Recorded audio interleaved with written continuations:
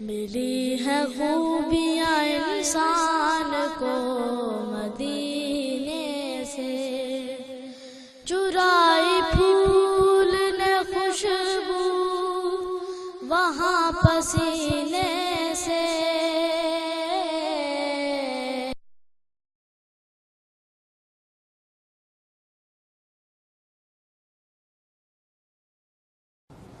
الحمدللہ رب العالمین، والصلاة والسلام علی حبیبہ محمد وآلہ وصحبہ اجمعین۔ اعوذ باللہ من الشیطان الرجیم، بسم اللہ الرحمن الرحیم۔ وعن علی رضی اللہ تعالی عنہ قال قال رسول اللہ صلی اللہ علیہ وسلم: ما منکم من احد الا وقد کتب مقعدہ من النار ومقعدہ من الجنہ۔ قالوا یا رسول اللہ افلا نتکل علی کتابنا وندعو الامر؟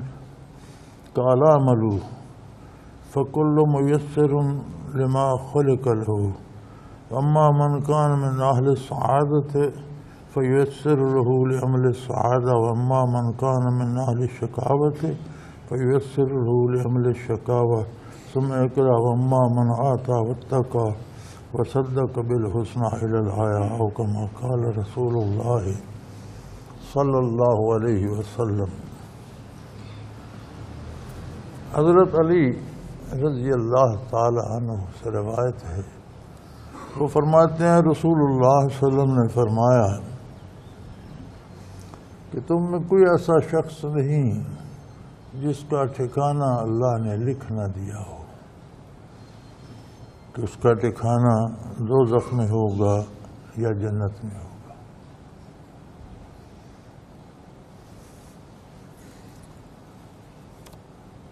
یہاں بڑا ابہام پیدا ہوتا ہے، سمجھا یہ جاتا ہے کہ جب اللہ کریم نے لکھ دیا کہ یہ دوزخ ہے تو دوزخ ہی میں جانا ہے، اس میں ہمارا کیا قصور؟ یا اللہ کریم نے لکھ دیا جنتی ہے تو جنت ہی میں جائے گا، ہمارا اس میں کیا کمال؟ بات ایسی نہیں ہے۔ اللہ کریم نے توفیق عمل دی، ہر آدمی کو الگ قوت کار دی، جتنی اس میں طاقت ہے اتنا وہ مکلف ہے، اس سے فیصلہ کرنے کی قوت دی، نیکی اور بدی واضح کر دی، کتابیں نازل فرما کر، انبیاء بھیج کر، حتیٰ کہ آخری نبی حضرت محمد الرسول اللہ صلی اللہ علیہ وسلم مبعوث ہوئے، قیامت تک انسانیت کی رہنمائی کے لیے آپ کے ارشادات اور آپ کی لائی ہوئی کتاب موجود رہی۔ پھر لکھ کیسے دیا گیا؟ لکھ ایسے دیا گیا کہ اللہ ازل سے جانتے ہیں، عمل لوگوں نے مرضی سے کرنا ہے، اللہ نے جو لکھا ہے وہ علم الہی ہے۔ اللہ کریم جانتے ہیں کہ کون دوزخوں کے عمل کر کے دوزخ میں پہنچے گا، کون جنتیوں کے عمل کر کے جنت میں پہنچے گا۔ یہ جو ایک رواج ہو گیا ہے نا، کوئی بندہ اچھا کام کرے تو اسے اپنا کمال سمجھتا ہے، اور برائی یا غلطی کرے تو کہتا ہے یہ لکھا ہوا تھا، یہ اللہ کی مرضی ایسی تھی۔ ایسا نہیں ہے، انسان اپنے فعل میں اختیار رکھتا ہے، مکلف ہے، جتنا علم، جتنی طاقت، جتنا کر سکتا ہے وہ اتنے کا مکلف ہے، جتنا نہیں کر سکتا وہ اس سے پوچھا ہی نہیں جائے گا۔ جس کام کے کرنے کی اللہ نے طاقت نہیں دی اس کی جواب طلبی نہیں ہوگی۔ اب نماز میں قیام فرض ہے، ایک آدمی کھڑا نہیں ہو سکتا، اس پر فرض ساقط ہو جاتا ہے، وہ بیٹھ کر پڑھ لے۔ اور بہت سی ایسی چیزیں ہیں جو بندہ نہیں کر سکتا تو اس سے ساقط ہو جاتی ہیں، وہ پوچھا نہیں جائے گا۔ یہی سوال صحابہ کرام نے عرض کیا۔ اللہ تعالیٰ کی بے پناہ رحمتیں ہوں صحابہ کرام پر، انہوں نے کوئی سوال تشنا نہیں چھوڑا۔ انہوں نے عرض کی یا رسول اللہ، اگر یہ فیصلہ ہو چکا ہے تو پھر ہم اسی پر اعتماد کریں اور عمل کرنا چھوڑ دیں، پھر کیا ضرورت ہے؟ جو ہوتا ہے ہوتا رہے گا۔ آپ صلی اللہ علیہ وسلم نے فرمایا عمل کرو، اللہ نے لکھ دیا ہے، وہ جانتا ہے کہ کون کیسے عمل کر کے کہاں پہنچے گا۔ ایسا نہیں ہے کہ تم عمل کرو گے تو پھر اللہ کو خبر ہوگی کس نے تو یہ کیا، وہ ازل سے جانتا ہے، تمہارے پیدا ہونے سے پہلے جانتا ہے، اس کا علم بھی قدیم ہے۔ اور جو شخص جس کے لیے پیدا کیا گیا وہ چیز اس کے لیے آسان کی گئی ہے۔ جو جنت میں جانے والے ہیں ان کے لیے نیکی آسان ہو جائے گی، اس کا مزاج نیکی کی طرف ہوگا۔ جسے جہنم جانا ہے اس کا مزاج برائی کی، تو اسے برائی آسان لگے گی، وہ ادھر بھاگے گا۔ اس کے بعد آپ صلی اللہ علیہ وسلم نے یہ آیت تلاوت فرمائی، وَأَمَّا مَنْ آتَى وَاتَّقَى وَصَدَّقَ بِالْحُسْنَى آخر تک، کہ جس کو اللہ کریم نے قوت کار دی، فرصت دی، پھر اس نے اللہ کا تقوی اختیار کیا اور تصدیق کی، اچھائی کی اپنے کردار سے، اپنے عمل سے۔ یہ آیہ کریمہ آپ نے تلاوت فرمائی، تو یہ یہاں مسئلہ صاف ہو جاتا ہے کہ عمل کا انسان خود مکلف ہے، فیصلہ اسے کرنا ہے۔ جو فیصلے وہ کرتا ہے وہ اللہ کریم ازل سے جانتے تھے، اس لیے انہوں نے پہلے لکھ دیا کہ یہ ایسے فیصلے کرے گا، یہ کام کرے گا۔ وعن ابی ہریرہ رضی اللہ تعالی عنہ قال قال رسول اللہ صلی اللہ علیہ وسلم ان اللہ كتب علی ابن آدم حظه من الزنا ادرک ذلك لا محالة فزن العین نظر وزن اللسان منطق وزن النفس تمنا وتشتهي الفرج يصدق ذلك ويكذبه متفق علیہ۔ حضرت ابو ہریرہ رضی اللہ تعالی عنہ سے روایت ہے، رسول اللہ صلی اللہ علیہ وسلم نے فرمایا کہ اللہ تعالیٰ کے علم میں ہے، اللہ کریم نے لوح محفوظ میں لکھ دیا ہے پہلے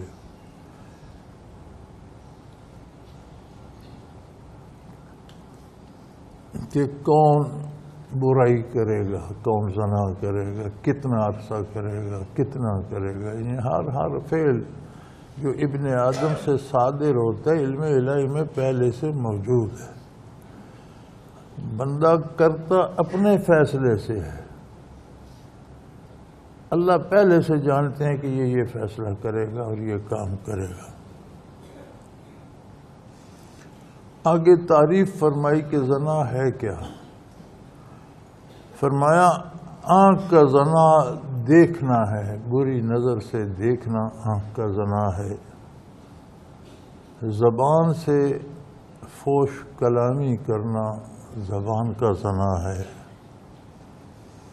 اور آدمی کا دل خواہش و آرزو کرتا ہے، آدمی کا نفس آرزو کرتا ہے، پھر اس کی شرمگاہ اس کو سچا یا جھوٹا کرتی، یعنی جب تک اس کا ارادہ رہتا ہے تو اللہ کریم گرفت نہیں فرماتے، لیکن جب اس پر عمل کرتا ہے تو یہ بھی اللہ کریم کا بڑا احسان ہے۔ دوسری احادیث میں ارشاد ہے کہ نیکی کا ارادہ بھی کرتا ہے تو اس پر 10 نیکیاں لکھی جاتی،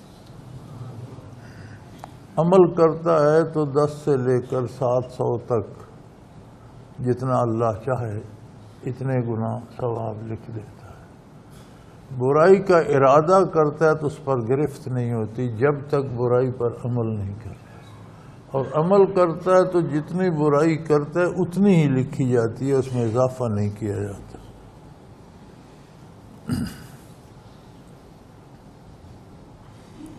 ففی روایت لمسلم قال كتب على ابن آدم نصیبہ من الزنا مدرک ذلك لا محالة العینان زنا وما النظر والاذنان زنا وما الاستماع واللسان زنا والکلام والید زنا البطش والرجل زنا الخطا والقلب زنا یتمنا بيصدق ذلك الفرج ويكذبه۔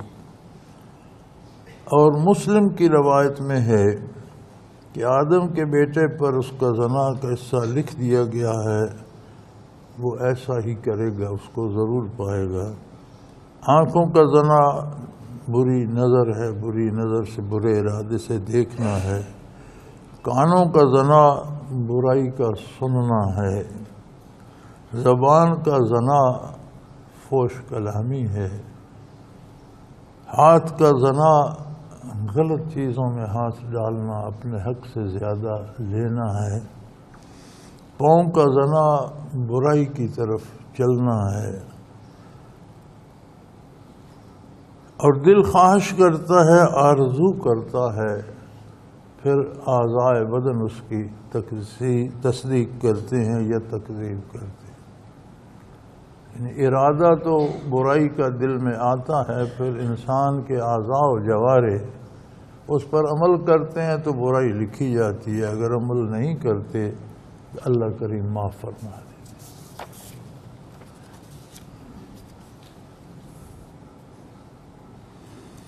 وعن عمران بن حسین ان رجلین من مدنیۃ قال یا رسول اللہ رأیت یعمل الناس اليوم ويدعون فيه شيء قضي عليهم ومضى فيهم من قدر سبق او فيما يستقبلون به مما آتاهم به نبيهم وثبت الحجة عليهم فقال الله بل شيء قضي عليهم ومضى فيهم وتصدیق ذلك فی کتاب اللہ عز وجل ونفس وما سواها فألهمها فجورها وتقواها۔ حضرت عمران بن حسین رضی اللہ تعالی عنہ سے روایت ہے، مزنیہ کے دو شخصوں نے، مزنیہ ایک قبیلہ ہے، اس کے دو شخصوں نے نبی صلی اللہ علیہ وسلم سے عرض کیا کہ آپ یہ فرما دیجئے آج کے دن جو عمل اور محنت لوگ کرتے ہیں، کیا یہ ایک چیز ان کے لیے مقدر کی گئی ہے اور ان میں گزر چکی ہے تقدیر؟ یعنی یہ کیا مجبور ہو کر تقدیر کے باندھے ہوئے کرتے ہیں؟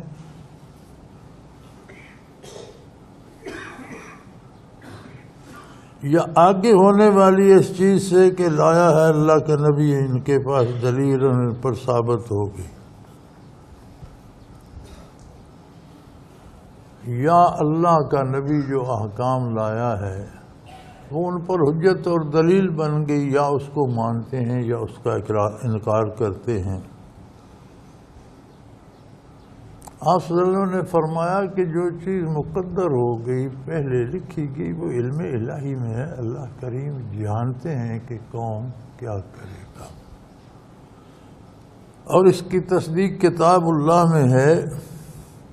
وَنَفْسٍ وَمَا سَوَّاهَا، قسم ہے جان کی اور اس ذات کی کہ برابر کیا اس نے، یعنی انسانی جان اس بات پہ گواہ ہے کہ اللہ نے ہر طرح سے اس کی تکمیل فرمائی، اس میں ارادے عمل کی قوت عطا فرمائی، ہر طرح سے کامل مکمل انسان اسے بنا دیا۔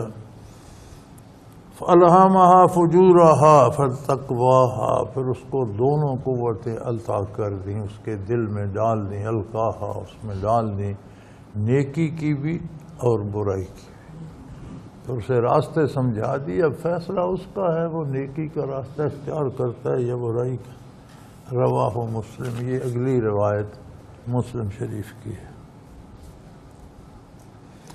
عن ابی ہریرہ قال قلت یا رسول اللہ انی رجل شاب وانا اخاف علی نفسی اللعنۃ ولا اجد ما اتزوج به النساء كانوا يستاذنوا في الاختصاص قال فسكت عني ثم قلت مثل ذلك فسكت عني ثم قلت مثل ذلك فسكت عني ثم قلت مثل ذلك فقال النبي صلى الله عليه وسلم يا أبا هريرة جف القلم بما أنت لكن فاختص على ذلك اوزر۔ حضرت ابو ہریرہ رضی اللہ عنہ سے روایت ہے، وہ فرماتے ہیں میں نے رسول اللہ صلی اللہ علیہ وسلم کی بارگاہ میں عرض کی کہ یا رسول اللہ میں جوان آدمی ہوں اور مجھے اس بات کا ڈر رہتا ہے کہ مجھ سے برائی نہ ہو جائے، اور میرے میں یہ طاقت نہیں ہے کہ کہ کسی عورت سے شادی کر سکوں، میرے پاس نہ گھر ہے، نہ سرمایہ ہے، نہ کوئی کھانے پینے کو ہے، تو کسی عورت سے نکاح کرنے کی تو ہمت نہیں ہے۔ یعنی آپ کا مقصد یہ تھا کہ وہ اپنے آپ کو خصی کرنا چاہتے تھے کہ میں اس قابل ہی نہ رہوں۔ تو حضور صلی اللہ علیہ وسلم خاموش رہے، رخ انور پھیر لیا۔ انہوں نے پھر دوسری بار پھر یہی گزارش کی، آپ صلی اللہ علیہ وسلم خاموش رہے۔ انہوں نے پھر عرض کی، جب تیسری بار پھر عرض کی تو صلی اللہ علیہ وسلم نے فرمایا، ابو ہریرہ، اللہ نے قلم خشک ہو گیا اس چیز پر جو تجھے پہنچنے والی ہے۔ اللہ کو پتہ ہے کیا ہوگا۔ اگر تو نے خصی ہونا ہے، یعنی تو نے ایک بات پہ جم جانا ہے، تو اس بات پہ جم جا کہ اللہ کریم نے نیکی اور بدی کی قوت دے کر نیکی کی رہنمائی کر دی ہے، بدی کی نشاندہی کر دی ہے، اپنا نبی مبعوث فرمایا ہے، کتاب بھیجی ہے، اب اللہ کے راستے پہ جم جا۔ ایک آدمی کہتا ہے جی میں بد نظری نہیں کروں گا اس لیے میرے جو ہیں آنکھیں نکال دی جائیں، یہ کون سا کمال ہے؟ آنکھیں ہوں، نظر ہو اور بد نظری نہ کرے، امتحان تو یہ ہے۔ میں کسی کو تھپڑ نہیں ماروں گا اس لیے میرا ہاتھ کاٹ دیا جائے تو پھر اس میں کیا کمال باقی ہے؟ فرمایا ایسا نہیں ہے کہ آدمی اپنے وہ قوا ضائع کر دے، ان کے ہوتے ہوئے اللہ کی نافرمانی نہ کرے، اس بات پر جم جا۔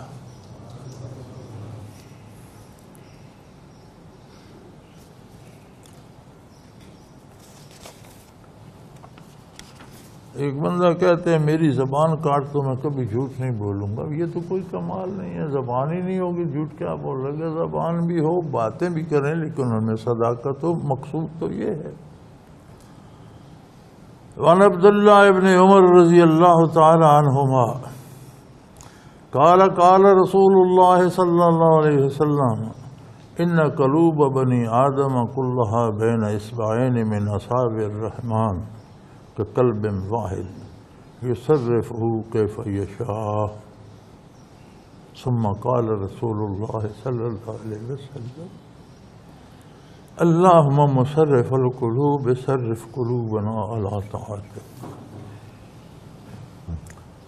حضرت عبداللہ ابن عمر رضی اللہ عنہ فرماتے ہیں کہ رسول اللہ صلی اللہ علیہ وسلم نے فرمایا انسانوں کے قلوب اللہ کریم کی قدرت کاملہ کی 2 انگلیوں کے درمیان ہیں۔ ساری مخلوق کے قلوب اس طرح اللہ کی قدرت کی انگلیوں کے درمیان ہیں جیسے ایک قلب ہو۔ یصرفو کیف یشاء، وہ جدھر چاہتا ہے ادھر پھیر دیتا ہے۔ اس میں بہت لطیف اور بہت نازک سی بات سمجھائی گئی ہے، جسے سمجھنے کے لیے غور کرنا ضروری ہے۔ یعنی مزاج انسانی، طلب انسانی، خواہش و آرزو حقیقتاً قلب کا فعل ہے۔ دل کا حکم ہے، دماغ پہ آتا ہے تو دماغ تعمیل ارشاد کرتا ہے، فیصلے دل کے ہیں۔ دل کا تعلق رب جلیل کے ساتھ ایسا ہے جیسے اس کی 2 انگلیوں کے درمیان۔ گویا نیکی اور برائی کا تعلق بندے کے تعلق باللہ سے ہے۔ اللہ سے اللہ کی یاد ہوگی، اللہ کا نام ہوگا، اللہ سے بنی ہوگی، اللہ اللہ کرتا ہوگا تو اللہ اس کا دل نیکی کی طرف پھیر دے۔ اللہ سے دوری ہوگی، اللہ کو بھولا ہوا ہوگا، عظمت الہی کا خیال نہیں ہوگا تو سبب بن جائے گا کہ دل برائی کی طرف پھر جائے گا۔ تو بڑی ایک کیفی بات، کیفیت کی بات حضور اکرم صلی اللہ علیہ وسلم نے سمجھائی، جس کا مقصد پھر یہ ہے کہ بندہ کبھی یاد الہی سے غافل نہ۔ مرضیات باری پر چلنے کے لیے بنیادی بات یاد الہی ہے۔ عظمت الہی فراموش ہو جائے تو اس کے حکم پر، اس کی مرضیات پر چلنے کا سوال ہی پیدا نہیں ہوتا۔ عظمت الہی ذہن میں نہیں ہے تو اطاعت کا سوال ہی پیدا نہیں ہوتا۔ تو اس کے بعد حضور اکرم صلی اللہ علیہ وسلم نے دعا فرمائی، اللہم مصرف القلوب، اے اللہ تو جو دلوں کو پھیر دینے والا ہے، صرف قلوبنا علی طاعتک، ہمارے دلوں کو اپنی اطاعت کی طرف، فرما برداری کی طرف پھیر دے۔ تو بڑی ایک کیفیت ارشاد فرمائی گئی ہے اس حدیث میں کہ جب بندہ اللہ کریم کی یاد کو دل میں بسا لیتا ہے تو اللہ اسے برائی سے بچا لیتا ہے۔ اللہ کریم کو بھول جاتا ہے تو اللہ کریم بھی پرواہ نہیں کرتے کہ وہ کہاں گر رہا ہے، کہاں ہلاک ہو رہا ہے۔ فعن ابی ہریرہ رضی اللہ تعالی عنہ قال قال رسول اللہ صلی اللہ علیہ وسلم ما من مولود الا یولد علی الفطرہ فابواہ یعوّدانہ او ینصرانہ او یمجسانہ کما تنتج البہیمۃ بہیمۃ الجمعاء هل تحسون فیہا من جدع ثم یقول فطرۃ اللہ التی فطر الناس علیہا لا تبدیل لخلق اللہ ذلک الدین القیم۔ حضرت ابو ہریرہ رضی اللہ عنہ سے روایت ہے، کہا رسول اللہ صلی اللہ علیہ وسلم نے کوئی بچہ نہیں مگر وہ فطرت پر پیدا کیا جاتا ہے۔ اس کے ماں باپ اسے یہودی کر دیتے ہیں یا نصرانی کر دیتے ہیں یا مجوسی کر دیتے ہیں۔ جیسے چارپایا پورا بچہ جنتا ہے کہ اس میں نقصان معلوم کرتے ہو؟ پھر فرمایا اللہ کی فطرت ہے، لوگوں کو اس پر پیدا کیا ہے، نہیں بدلنا اللہ کی پیدائش کے لیے، یہ ہے دین پر۔ بڑی خوبصورت بات ہے۔ آپ صلی اللہ علیہ وسلم نے فرمایا لوگوں کا ہمارا مسئلہ یہ ہے، ہم چاہتے ہیں ہماری اولاد سدھر جائے۔ کون ہے جو نہیں چاہتا؟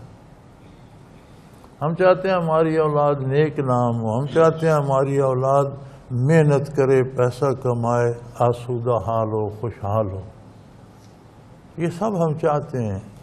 حضور فرماتے ہیں اولاد ایسے نہیں بنتی، بچہ والدین پہ ہوتا ہے۔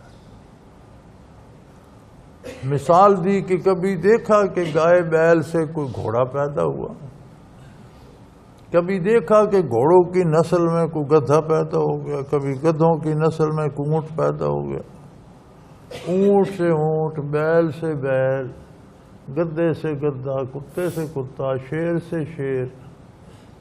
فرمایا جانوروں میں کبھی دیکھا کہ کسی اور نسل کا بچہ کسی اور سے پیدا ہو گیا؟ اسی طرح انسان کا بچہ انسان سے پیدا ہو۔ تم اگر چاہتے ہو کہ بچے انسان بن جائیں تو پہلے خود انسان بنو۔ اگر تم خود انسان نہیں ہو تو بچوں کے انسان ہونے کی امید کیسے رکھتے ہو؟ وہ شاید میں نے اگلے دن بھی بیان کیا، میں وہ اسٹڈی کر رہا تھا وائلڈ لائف کی، جنگلی حیات کی۔ اس میں انہوں نے اپنی تحقیق لکھی کہ یہ ایک چھوٹی سی چڑیا جسے ہم ابابیل کہتے ہیں، قرآن نے جس کو ابابیل کہا ہے وہ پتہ نہیں کیا تھی، ہم ایک کالی سی چھوٹی سی چڑیا ہے آج کل اسے ابابیل کہتے ہیں۔ تو وہ لکھتے ہیں کہ ابابیل عموماً آبادیوں سے دور ویران کنووں میں دیواروں کے ساتھ اپنے گھونسلے بناتی ہیں، اور ابابیل کا گھونسلہ تنکوں کا نہیں ہوتا، وہ منہ سے ایک لعاب سا نکالتی ہے اور وہ گھونسلے پر اس طرح گوند سی ہوتی ہے، اس کے باہر دیتی جاتی ہے اور وہ دیوار کے ساتھ گوند کا پتلا سا گھونسلہ بن جاتا ہے۔ وہ کہتے ہیں عجیب بات یہ ہے کہ ویران کنویں میں بچے دیتی ہے، آج تک ابابیل کا کنویں میں گر کر مرا ہوا بچہ کسی نے نہیں دیکھا، وہ گھونسلے سے گر کر کنویں میں نہیں مرتے۔ وجہ پھر وہ لکھتے ہیں کہ جب بچے اڑنے کے قابل ہوتے ہیں تو نر اور مادہ دونوں باری باری ایک کنارے پہ اوپر کنویں پہ بیٹھ جاتا ہے، دوسرا گھونسلے پہ بیٹھتا ہے، بچے دیکھ رہے ہوتے ہیں، وہاں سے وہ اڑان بھرتا ہے، سیدھا کنویں کی منڈیر پر جا بیٹھتا ہے، پھر واپس آ جاتا ہے گھونسلے پر۔ وہ کہتے ہیں گن لو 175 دفعہ نر اور پھر گن کر 175 دفعہ مادہ بچوں کے سامنے گھونسلے کے کنارے سے اڑان بھرتے ہیں، منڈیر پر جا بیٹھتے ہیں۔ یہ کوئی 350 بار بنتا ہے۔ وہ بچوں کو 350 بار ایک آن میں، اس کے بعد وہ اڑ جاتے ہیں، بچے جانے ان کا کام ہے۔ فرماتے ہیں بچہ کنارے پہ بیٹھتا ہے، منڈیر کو دیکھتا ہے، اڑان بھرتا ہے، اوپر جا بیٹھتا ہے۔ اگر ہم چاہتے ہیں کہ اولاد صحیح ہو تو ہم خود صحیح ہوں، ان کے لیے عملی نمونہ بنیں۔ بچے ہمارے کہنے، ہماری آرزو کو نہیں، ہمارے عمل کا اتباع کرتے ہیں، ہمارے عمل کو فالو کرتے ہیں۔ ہر بچہ یہ سمجھتا ہے کہ دنیا کا بہترین مرد میرا باپ۔ ہر بچہ کو یقین ہوتا ہے کہ دنیا کی بہترین خاتون میری ماں ہے۔ اب جو کردار ماں باپ کا ہوگا بچہ اس میں ڈھل جاتا ہے۔ ہم کہتے ہیں ہماری تو خیر ہے، بچہ نیک ہو جائے، ایسا نہیں ہوتا۔ بیل سے گدھا پیدا نہیں ہوتا، گدھے سے بیل پیدا نہیں ہوتا۔ آپ خود کو گدھوں میں شامل کر لیں اور کہیں بیٹا اونٹ پیدا ہو، ایسا نہیں ہوتا۔ اونٹ سے اونٹ پیدا ہوگا، بیل سے بیل پیدا ہوگا، گھوڑے سے گھوڑا پیدا ہوگا۔ فرمایا جانوروں میں، حضور نے فرمایا جانوروں میں نہیں دیکھتے ہو، کسی اور نسل سے کوئی اور نسل پیدا ہوتی ہے۔ اسی طرح انسان میں بھی اگر انسانی خصوصیات ہوں گی تو اس کی اولاد بھی انسان پیدا ہوگی، اور انسان میں اگر خصوصیات جانوروں کی ہوں گی، کتے کی طرح کا ہوگا، بیل کی طرح کا ہوگا، جانوروں کی طرح کا ہوگا، تو بچے بھی ویسے ہی ہوں گے۔ شکل تو انسانی ہوگی، مزاج وہی ہوں گے۔ صلی اللہ علیہ وسلم۔ اور پھر آپ صلی اللہ علیہ وسلم نے یہ آیہ کریمہ تلاوت فرمائی، فطرت اللہ التی فطر الناس علیہا، اللہ کا ایک قانون، ایک ضابطہ، ایک فطرت ہے، اسی پر لوگوں کو پیدا فرمایا۔ لا تبدیل لخلق اللہ، اللہ کی تخلیق میں کوئی تبدیلی نہیں کر سکتا۔ جو ضابطے، جو قوانین، جو اصول ہیں انہیں کوئی بدل نہیں سکتا۔ ذالک الدین القیم، یہی درست، صحیح اور حقیقی دین اور مذہب ہے۔ ونبی موسیٰ رضی اللہ تعالی عنہ قال قام فینا رسول اللہ صلی اللہ علیہ وسلم بخمس کلمات فقال ان اللہ لا ینام ولا ينبغی لہ ان ینام یحفظ القسط ویرفع الیہ عمل اللیل قبل عمل النہار وعمل النہار قبل عمل اللیل حجابہ النور لو کشفہ لأحرقت صبحات وجہہ منتہا الیہ بصرہ من خلقہ۔ حضرت ابو موسیٰ رضی اللہ تعالی عنہ فرماتے ہیں رسول اللہ صلی اللہ علیہ وسلم نے ہم میں خطبہ ارشاد فرمایا اور 5 باتیں اس میں ارشاد فرمائیں۔ فرمایا اللہ کریم سوتے نہیں ہیں، اور سونا ان کی شان کے لائق بھی نہیں ہے۔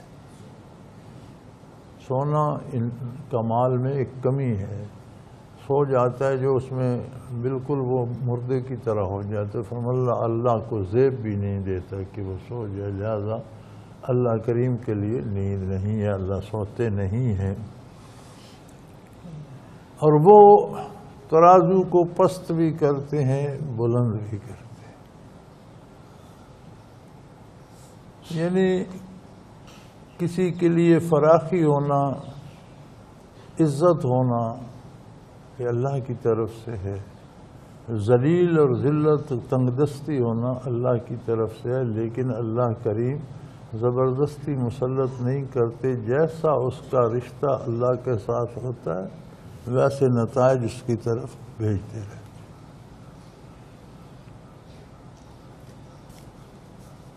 وہ ایسا قادر ہے کہ ایک ملک کا سربراہ ہوتا ہے اور اس کے پیچھے بھی لوگ لگا دیتے ہیں، وہ چور چور چور، پولیس گرفتار، عدالت، یہ کیا ہے؟ یہ تو ایک عام آدمی ہے، اسے پکڑا جائے، اسے ذلیل کیا جائے، اسے چور چور کہا جائے۔ ایک 20 کروڑ بندوں کا سربراہ ہے، ملک کا اعلیٰ ترین عہدہ ہے اس کے پاس، کیا وہ سفید کا مالک ہے؟ اب اس کی مرضی کہ اس منصب پر بٹھا کر بھی اسے چوروں میں شامل کر دے تو وہ قادر ہے۔ عزت و ذلت تو اس کے پاس ہے نا۔ وہاں بات بگڑی تو یہاں بھی پیچھے کبھی پولیس لگی ہوئی ہے، کبھی وہ چور چور کہا جا رہا ہے۔ کیا عجیب بات نہیں ہے؟ آپ کو کبھی خیال نہیں آتا کہ یہ کیسی عجیب بات؟ محلے گلی محلے میں کوئی سفید پوش بندہ رہتا ہو تو اس کا بھی ایک احترام، ایک عزت، ایک مرتبہ ہوتا ہے، لوگ منہ پھاڑ کے اس کے خلاف بات نہیں کرتے۔ کہاں ملک کا وزیر اعظم 20-22 بلکہ یہ 18-20 کہتے ہیں 25 کروڑ کے لگ بھگ آبادی ہے پاکستان کی، غریبوں کو تو گنتا ہی کوئی نہیں نا۔ خانہ بدوشوں کو کس نے گنا ہے؟ کچے گھروں کو اور جنگل میں بنی ہوئی جھوپڑیوں کو کون گنتا ہے؟ تو یہ 25 کروڑ بندوں کا جو سربراہ ہے وہ عدالتوں میں پیش ہو رہا ہے اور پولیس وارنٹ لیے پھرتی ہے، اور جو اس کے ماتحت ملازم ہیں وہ تفتیش کر رہے ہیں، وہ چوری پکڑ رہے۔ کمال نہیں ہے؟ عجیب بات نہیں ہے؟ ایسا کیوں ہو رہا ہے؟ وہ ترازو کو پست کر دیتا ہے، بلند کر دے۔ اس کے احکام میں ڈنڈی ماری جائے تو نتائج ایسے ہی ہوتے۔ ہم نے یہ سمجھ رکھا ہے کہ نمازیں پڑھ لو تو اللہ کا حق ادا ہو گیا، باقی جو مرضی، ایسا نہیں ہے۔ نماز کا مطلب ہی یہ ہے کہ باقی زندگی کے افعال اتباع اطاعت الہی میں آ جائیں۔ اگر اب نماز بھی بندہ پڑھتا ہے اور زندگی میں اطاعت الہی نہیں کرتا، لوگوں کے مال عزتیں لوٹتا ہے، حقوق لوٹتا ہے، تو اس نے نماز نہیں پڑھی، اٹھک بیٹھک۔ ایک دوا آپ کھاتے ہیں کہ درد ٹھیک ہو جائے، درد وہیں رہتا ہے، تو اس دوا کے کھانے کا کیا مطلب؟ نماز تو 5 وقت کی دوا ہے کہ برائی چھوٹ جائے۔ جب برائی اپنی جگہ رہتی ہے تو گویا آپ نے کوئی غلط دوا کھا لی یا نقلی کھا لی، تو اس کے نتائج، وہ چاہے تو حکمران کو بھی عزت اس سے بھی چھین لیتے ہیں، وہ چاہے تو ایک عام آدمی کو معزز کر دیتا ہے۔ یہ ترازو اس کے دستے قدرت میں ہے۔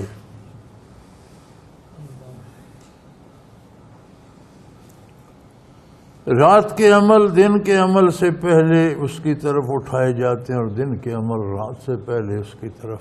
جب کوئی کرتا ہے اس کی بارگاہ میں بات واضح، وہ پہلے سے جانتا ہے یہ کرے گا، پہلے بھی جانتا ہے، جب کرتا ہے تب بھی اسے پتہ ہوتا ہے گویا جو کچھ ہم کر رہے ہیں اللہ کریم کے روبرو کر۔ وَهُوَ مَعَكُمْ أَيْنَمَا كُنتُمْ، تم حرم الہی میں ہو یا سجدہ کر رہے ہو وہ تمہارے ساتھ ہے، تم چوری کر رہے ہو یا ڈاکہ کر رہے ہو وہ تمہارے ساتھ ہے۔ جو تم کر رہے ہو، جس ارادے سے کر رہے ہو، جس خلوص اور توجہ سے کر رہے ہو، وہ سب وہ دیکھ رہا ہے، نتائج اس پر مرتب ہوتے رہتے، اور اس کا پردہ نور کا ہے۔ اگر وہ پردہ ہٹا دے تو کائنات میں کچھ باقی نہ رہے، ہر چیز جل کر تباہ ہو جائے۔ تجلیات باری کو، خالق کی تجلیات کو برداشت کرنا مخلوق کے بس میں نہیں ہے۔ شاہ عبد القادر رائے پوری رحمۃ اللہ تعالی علیہ فرماتے تھے کہ میں نے اس بات پہ بڑا غور کیا، بھئی جو کرتا ہے اللہ کرتا ہے، لیکن جو ہوتا ہے اس میں ہم اللہ کا نام نہیں پاتے۔ یہ فلاں وجہ سے ہو گیا، یہ فلاں وجہ سے ہو گیا، یہ گرمی کی وجہ سے اسے بخار ہو گیا، سردی کی وجہ سے اسے نمونیا ہو گیا، یہ غلط سودا تھا نقصان ہو گیا، اس نے اچھا سودا کیا نہ، کوئی نہیں کہتا کہ یہ کام اللہ نے کیا، کوئی اللہ کی عظمت آنکھوں سے اوجھل رہتی ہے، ہر کام کا سبب نظر آتا ہے، اس کے نتیجے میں یہ ہو گیا، مسبب الاسباب کو نہیں نظر آتا۔ بہت بڑے عالم تھے، بہت بڑے، اس عہد کے ان علماء میں سے تھے جو متقدمین کی مثال ہے۔ فرماتے ہیں میں نے بڑا سوچا اور سوچتا رہا، بالآخر میں اس نتیجے پہ پہنچا کہ اگر اسباب کا پردہ نہ ہو، ذات باری براہ راست سامنے ہو، تو پھر بچتا کچھ نہیں، ہر چیز جل کر تباہ ہو جائے۔ اس لیے کائنات اسباب کے پردے میں چل رہی ہے، پیچھے اسی کی ذات ہے لیکن سامنے اسباب کا پردہ ہے۔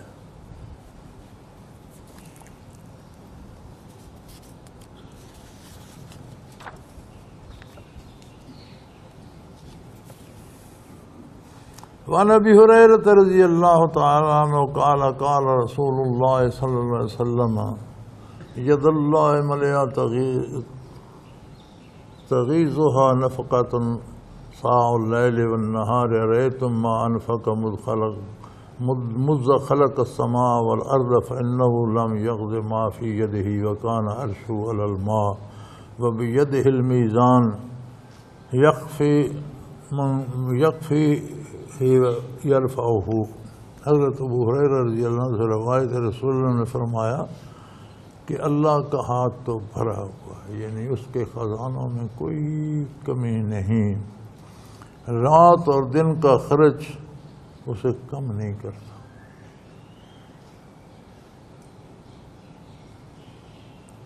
کیا اے مخاطب تو سوچ سکتا ہے کہ جب سے مخلوق پیدا ہوئی، زمین و آسمان بنے، کتنی نعمتیں خرچ ہو چکی ہیں، کتنی روشنی سورج کی، کتنی ہوائیں چل چکی ہیں، کتنی بارشیں برس چکی ہیں، کتنا غلہ ہو چکا ہے، کتنے پھل پیدا ہو چکے ہیں، کتنی دولت بانٹی جا چکی ہے، کتنی مخلوق اخراجات کر چکی ہے،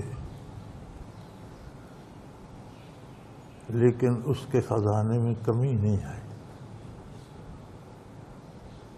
کب سے مخلوق پیدا فرمائی ہے، زمین آسمان بنائے ہیں، ہمارے سامنے تو انسانوں یا حیوانوں کے اخراجات، جس مخلوق کو ہم نہیں جانتے وہ بھی تو زندہ ہے، جنات بھی ہیں، فرشتے بھی ہیں جنہیں ہم جانتے ہیں، شاید اور بھی قسم کے ہزاروں مخلوقات ہوں جن کو ہم نہیں جانتے، تو ساری مخلوق خرچ کیے جا رہی ہے، کیے جا رہی ہے، کیے جا رہی ہے۔ ایک ٹکڑا زمین کا ہے، وہ غلہ اگلے جا رہا ہے، اگلے جا رہا ہے، اگلے جا، یار 2 کنال 4 کنال کا ایک قطعہ ہے، وہ منوں کے حساب سے غلہ اگل چکا ہے، کتنا اس میں رکھا ہے قدرت نے۔ ایک درخت ہے، وہ ٹنوں کے حساب سے پھل دے چکا ہے، ہر موسم میں 20 سال تک، وہ کتنا کہاں سے آتا ہے؟ فرمایا اللہ کے خزانوں میں کمی نہیں آتی۔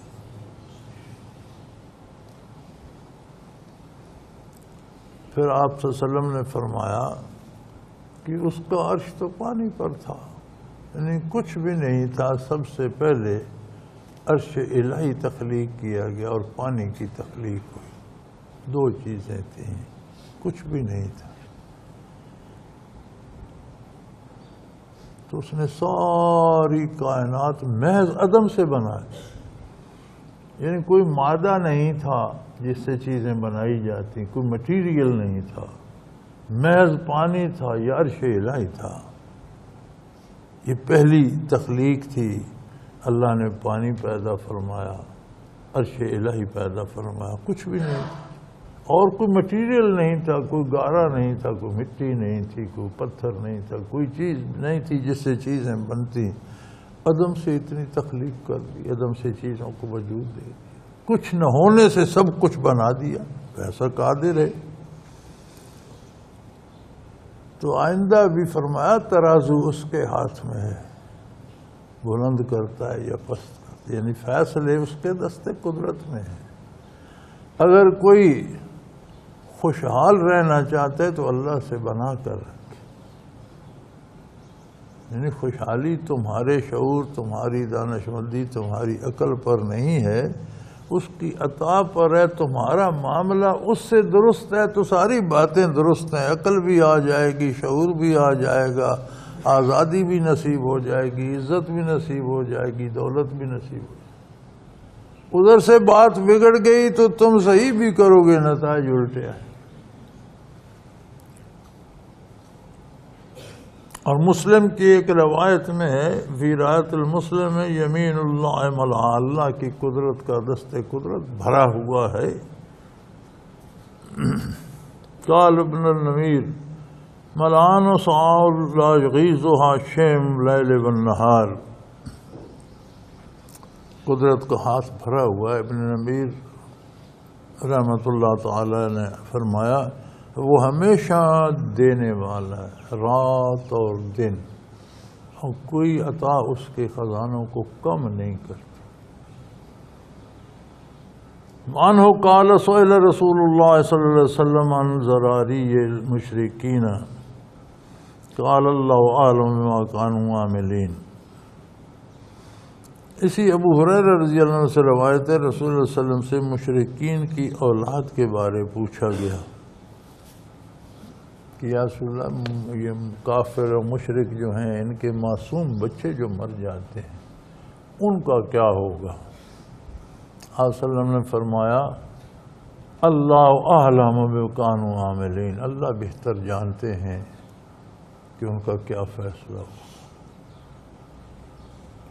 انسانی مزاج ہے نا، جو چیز اپنے سامنے اس کی فکر چھوڑ دیتے ہیں، دوسرے کا کیا ہوگا؟ بھئی سب سے پہلے تو یہ فکر کرو کہ میرا کیا بنے گا، اپنا انتظام کرو، وہ بھی قیامت کو سامنے آ جائے گا، کیا ہوگا۔ تو حضور صلی اللہ علیہ وسلم نے یہ فرمایا کہ اللہ یعنی یہ تمہارے فکر کرنے کی بات نہیں ہے، تم اپنی فکر کرو۔ مقصد عالی یہ نظر آتا ہے کہ مراد یہ تھی کہ تمہیں اپنا اطمینان ہے، نہیں ہے تو اپنے لیے محنت، اپنی فکر کرو، اپنی جان تو بچاؤ، پھر وہاں سامنے آ جائے گا کہ ان کا فیصلہ کیا ہوتا ہے۔ اپنا چھوڑ کر دوسروں کے پیچھے بھاگتا رہتا ہے انسان، اس کا کیا ہوگا، وہ کیسا ہے، وہ کیا کر رہا ہے۔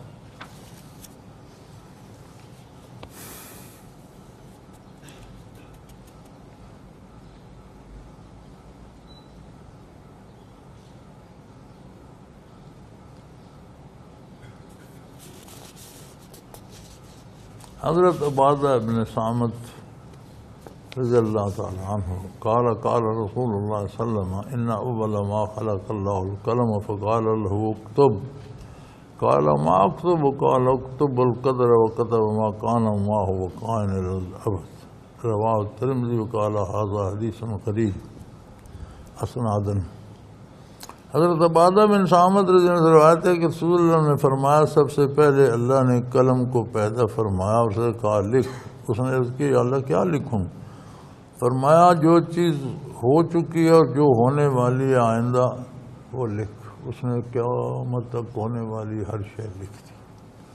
ترمذی نے فرمایا کہ یہ حدیث اپنی سند کے اعتبار سے غریب ہے، یعنی اس کی سند اس پائے کی نہیں جو صحیح حدیث کی ہوتی ہے، لیکن مفہوم اس کا بھی وہی ہے کہ اللہ کریم ازل سے جانتے ہیں، مخلوق نہیں تھی تو بھی وہ جانتے تھے کہ میں مخلوق پیدا فرماؤں گا، کون کیسا ہوگا، کس کا رنگ کیا ہوگا، قد کیا ہوگا، کردار کیا ہوگا، اس کا علم ازلی ہے، ہمیشہ ہے، ہمیشہ سے ہے۔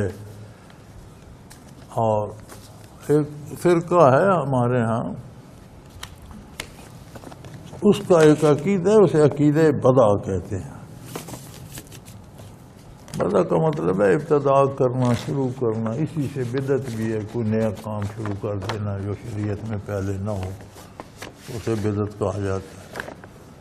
عقیدہ بدع یہ ہے کہ اللہ کریم کو پتہ نہیں ہوتا کہ کیا ہوگا، جب کام ہو جاتا ہے تو اللہ کو پتہ چلتا ہے کہ وہ اس نے تو یہ گڑبڑ کر دی۔ یہ جتنی احادیث مبارکہ گزری ہیں ان سب نے اس کو یکسر مٹا دیا کہ مخلوق نہ تھی، اللہ کریم ازل سے جانتے ہیں کب کون سا ذرہ منصع شہود پر آئے گا، اس کے آنے سے کیا اثرات ہوں گے کیا نہیں ہوں گے، اس کا علم اس کی ذات کی طرح ازلی و ابدی ہے، غیر فانی ہے۔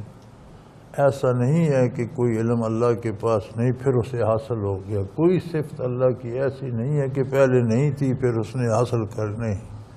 اس کی ذات قدیم ہے، اس کی صفات قدیم ہے، اس کا علم قدیم ہے، اس کی قدرت قدیم ہے، وہ ہمیشہ سے ہے، ہمیشہ کے لیے ہمیشہ رہے گا۔ وآخر دعوانا ان الحمدللہ رب العالمین۔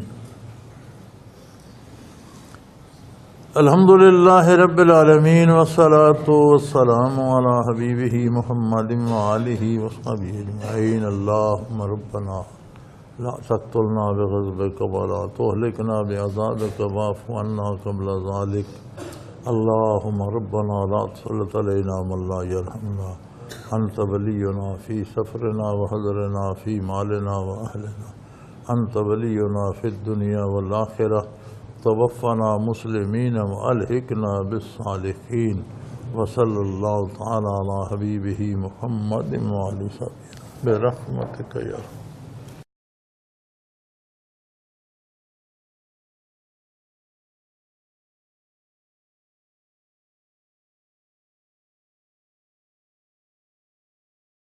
حضرت امیر محمد اکرم آوان مد ظلہ العالی دارالعرفان منارہ ضلع چکوال میں سالہ سال سے قرآن و حدیث کے اوپر خطابات کر رہے ہیں اور سلسلہ نقشبندیہ اویسیہ کے مطابق لوگوں کو ذکر الہی کی تربیت دے رہے ہیں۔ وہ قرآن پاک کی تفسیر ترتیب وار بیان کر رہے ہیں۔ تفسیر قرآن کو وہ موجودہ ملکی اور بین الاقوامی حالات کے مطابق بیان کرتے ہیں۔ موٹر وے سے کلر کہار کے انٹرچینج سے نکلتے ہوئے، کلر کہار کی جھیل سے ہوتے ہوئے میانی، بوچھال اور نور پور سے گزرتے ہوئے دارالعرفان منارہ پہنچ سکتے ہیں۔ حضرت امیر محمد اکرم آوان نے بچیوں اور بچوں کی دینی اور دنیاوی تعلیم کے لیے سقارہ اکیڈمی کے نام سے ایک درسگاہ بھی قائم کی ہے، جس کا افتتاح ملک پاکستان کے صدر جنرل محمد ضیاء الحق نے اپنے دست مبارک سے کیا تھا۔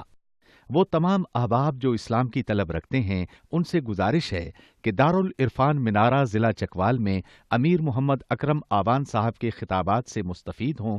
وہ ہر جمعے کو نماز سے پہلے بیان فرماتے ہیں۔ ہر ماہ کی پہلی اتوار کو ماہانہ اجتماع ہوتا ہے جس میں آپ خصوصی خطاب فرماتے ہیں اور پاکستان کے چاروں صوبوں سے احباب اس اجتماع میں شرکت کرتے ہیں۔ اس کے علاوہ یہاں سال میں 2 مرکزی اجتماعات بھی ہوتے ہیں، ایک رمضان المبارک میں اعتکاف کا اجتماع اور دوسرا جولائی اور اگست میں 40 دن کا اجتماع ہوتا ہے جس میں روحانی تربیت کی جاتی ہے۔ اپنا خون سیماب دے کر اتنا ہم کر جائیں گے، نام آقا کا چمن میں پھر رقم کر جائیں گے۔